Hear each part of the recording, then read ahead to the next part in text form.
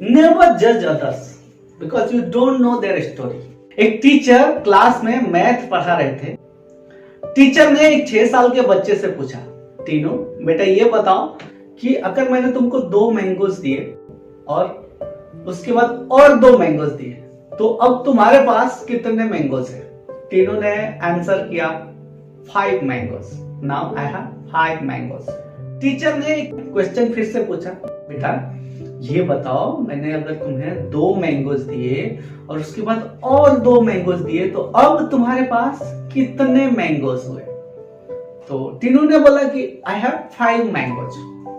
Teacher थोड़ा नाराज होते हुए बोले, कैसे 2 + 2 5 कैसे होगा? इतने में टीचर को ध्यान आया कि उसकी मम्मी ने बोला था कि तीनों को स्ट्रॉबेरी बहुत पसंद है। तो टीचर ने एग्जाम्पल चेंज करते हुए बोला कि अच्छा ठीक है, अगर मैंने तुमको 2 स्ट्रॉबेरी दिया उसके बाद 2 और स्ट्रॉबेरी दिया तो अब तुम्हारे पास कितने स्ट्रॉबेरी है? तो तीनों ने आंसर किया कि now I have 4 strawberry. Teacher ने बोला ओके राइट। रीचेक करने के लिए टीचर ने एक बार फिर पूछा, ठीक है तीनों बेटा ये बताओ कि मैंने तुमको 2 मैंगोज दिए और उसके बाद और 2 मैंगोज दिए, अब तुम्हारे पास कितने मैंगोज है? तीनों ने अगेन बोला आई हैव 5 मैंगोज। टीचर नाराज होते हुए बोला कि कैसे 2 स्ट्रॉबेरी और 2 स्ट्रॉबेरी मिलके 4 होता है, but 2 mangoes plus 2 mangoes 5 mangoes कैसे होता है? तो तीनों ने बोला कि teacher when you give 2 + 2 that is 4 but I have already 1 mango in my bag। क्योंकि मेरी मम्मी ने मेरे बैग में 1 मैंगो पहले ही रखा था। सो अगर 4 मैंगोस आपने दिया और 1 मेरे पास पहले से था then now I have 5 mangoes. कौन सही था? टेक्निकली देखा जाए तो 2 + 2 4 होता है, बट क्या तीनों रॉन्ग था? नहीं, क्योंकि प्रैक्टिकली देखा जाए तो 2 + 2 एंड एक बैग में जो उसके था यानी कि 5।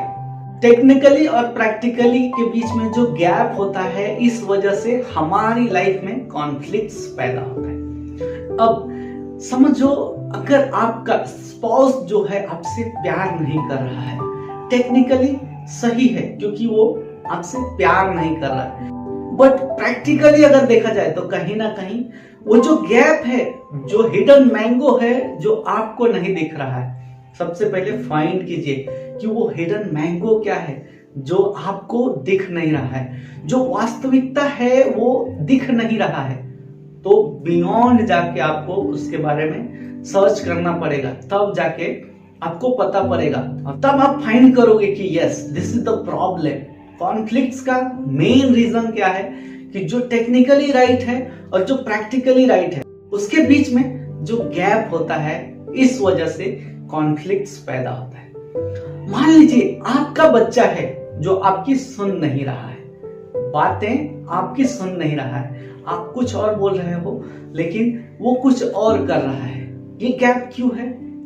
टेक्निकली राइट हो कि बच्चा सुन नहीं रहा है, बट कहीं ना कहीं आपको प्रैक्टिकली ये हिडन मैंगो सर्च करना पड़ेगा कि कौन सा वो मैंगो है जो आपसे प्रैक्टिकली छूट रहा है।